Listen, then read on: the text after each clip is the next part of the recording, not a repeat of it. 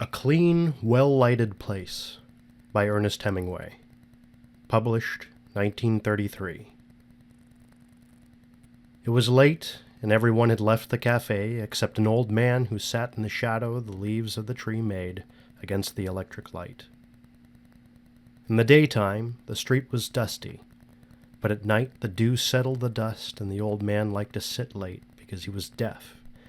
And now at night it was quiet, and he felt the difference.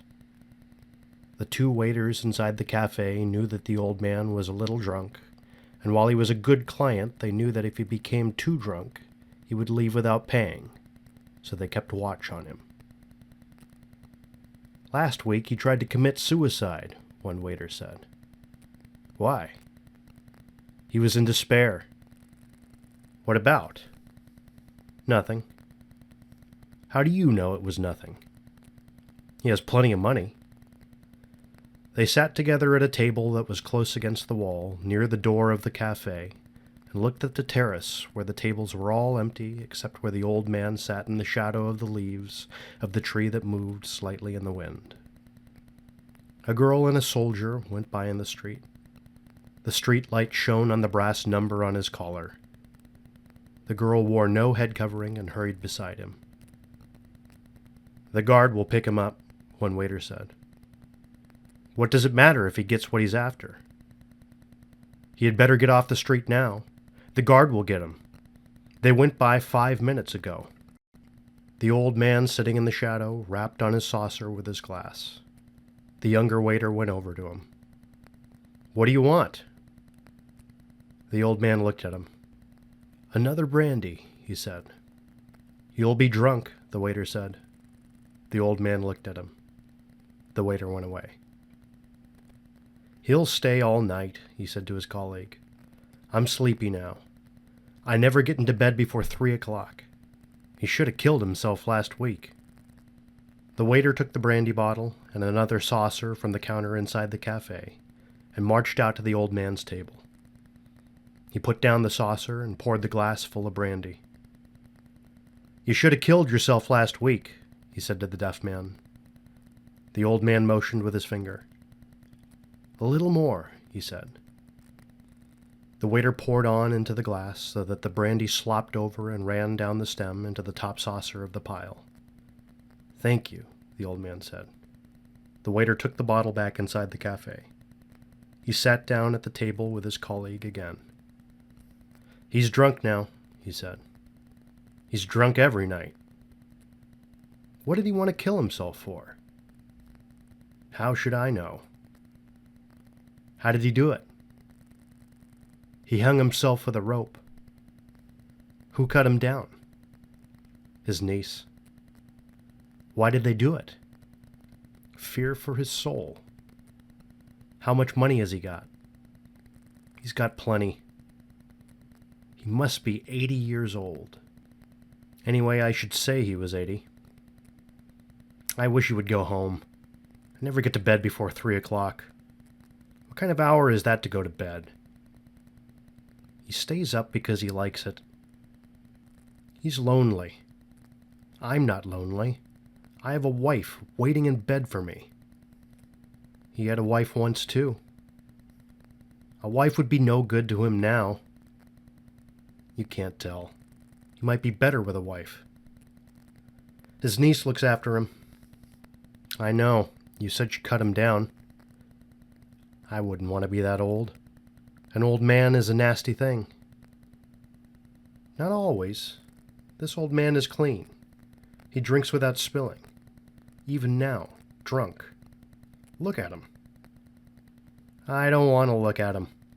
I wish he would go home. He has no regard for those who must work." The old man looked from his glass across the square, then over at the waiters. "Another brandy," he said, pointing to his glass. The waiter, who was in a hurry, came over. "Finished," he said, speaking with that omission of syntax stupid people employ when talking to drunken people or foreigners. "No more tonight. Close now." "Another," said the old man. "No. Finished." The waiter wiped the edge of the table with a towel and shook his head. The old man stood up, slowly counted the saucers, took a leather coin purse from his pocket, and paid for the drinks, leaving half a peseta tip. The waiter watched him go down the street, a very old man walking unsteadily, but with dignity. "Why didn't you let him stay and drink?" the unhurried waiter asked. They were putting up the shutters. "It's not 2:30. I want to go home to bed." "What is an hour?" "More to me than to him." "An hour is the same." "You talk like an old man yourself. He can buy a bottle and drink at home." "It's not the same." "No, it is not," agreed the waiter with a wife. He did not wish to be unjust. He was only in a hurry. "And you? You have no fear of going home before your usual hour?" "You trying to insult me?"